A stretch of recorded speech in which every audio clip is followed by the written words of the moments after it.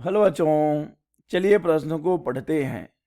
दिए गए परिपथ में एक डायोड डी को एक बाह्य प्रतिरोध आर बराबर 100 ओम तथा 3.5 वोल्ट विद्युत चुम्बकीय बल की एक बैटरी से जोड़ा गया है। यदि डायोड में दोनों क्षेत्रों की संधि के आर पार उत्पन्न रोधिका विभव 0.5 वोल्ट है तो परिपथ में धारा होगी। दिए गए विकल्प हैं: A 30 milliampere, B 40 milliampere, C 20 milliampere या फिर डी 35 मिली एम्पियर। चलिए सबसे पहले हम लिख लेंगे मूल अवधारणा। मूल अवधारणा जिस पर कि यह प्रश्न आधारित है, यह प्रश्न आधारित है पी एन संधि डायोड पर। पी एन संधि डायोड, चलिए पहले हम समझ लेंगे पी एन संधि डायोड को और इससे जुड़े हुए रोधिका विभव को। बच्चों, जब एक शुद्ध अर्धचालक क्रिस्टल पदार्थ में कुछ इस प्रकार से डोपिंग की जाती है कि उसका एक भाग पी प्रकार का अर्धचालक और एक भाग एन प्रकार का अर्धचालक हो, तो पी प्रकार का अर्धचालक और एन प्रकार का अर्धचालक जहां पर मिलते हैं उसे नाम दिया जाता है पी एन संधि का।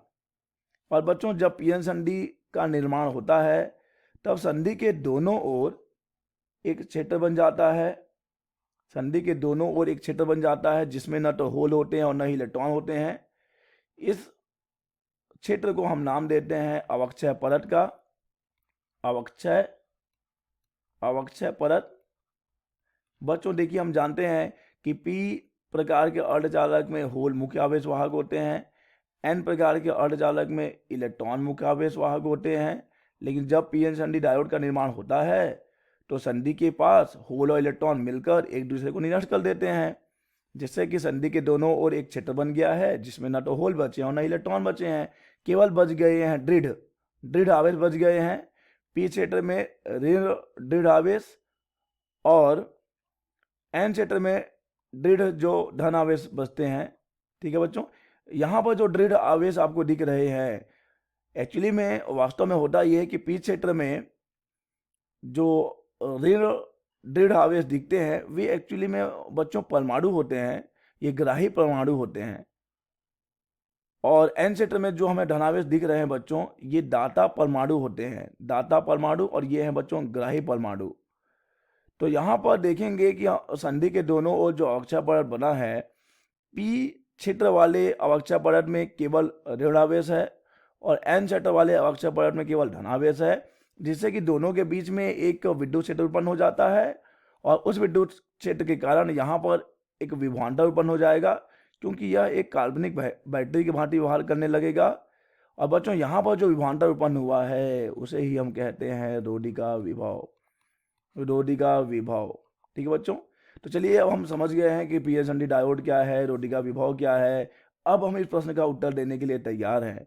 प्रश्न में हमें एक परिपथ दिया गया है जिसमें लगा हुआ है एक डायोड, और डायोड से हमने एक प्रतिरोध जोड़ दिया हुआ है जो कि 100 ओम का है, और यहाँ पर एक बैटरी भी जोड़ा गया है जिसका कि विद्युत वाहक बल है 3.5 वोल्ट।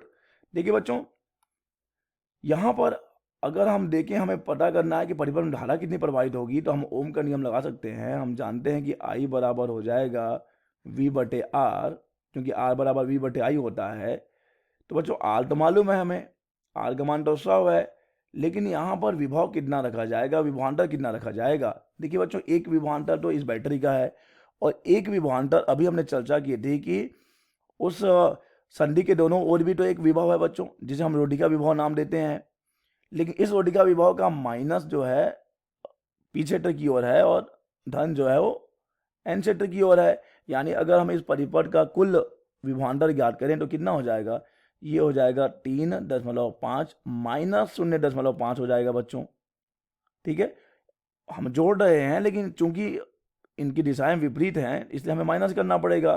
तो ये हो जाएगा 3/100, और 3/100 करने पे बच्चों हमें कितना मिलेगा, देखिए 3/100 करने पर हमें मिलेगा 30, वास्तव में ये मिलेगा 0.03 एम्पियर। तो अगर हम इसे मिली एम्पियर में लिखते हैं तो हमें 1000 से गुणा करना पड़ेगा। तो ये कितना हो जाएगा बच्चों, हमें आई मिला है 0.03 एम्पियर, जो कि मिली एम्पियर में हो जाएगा 30 मिली एम्पियर। अतः बच्चों इस प्रश्न का सही विकल्प हो जाएगा ए 30 मिली एम्पियर, 30 मिली एम्पियर। आशा करते हैं बच्चों आपको यह प्रश्न समझ आया होगा। धन्यवाद।